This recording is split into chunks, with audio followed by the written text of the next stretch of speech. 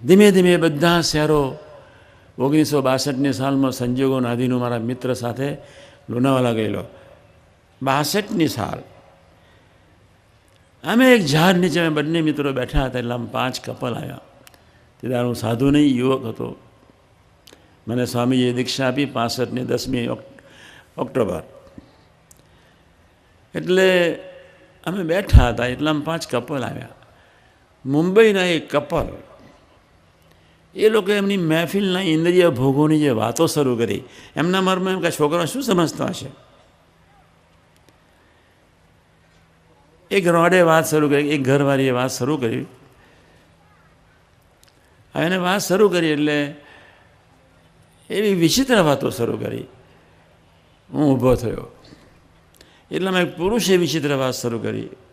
અમે ત્યાંથી ચાલ્યા. એટલામાં એક ડોશી બોલી ઉઠી, કેમ ભાઈ અમારી વાતો ગમતી નથી?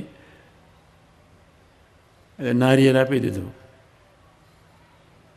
માણસ બનો પછી મેં કહું તમારી વાતો સાંભળીશ. એટલી અશ્લીલ વાતો કરી, આ જીભથી બોલાય નહીં.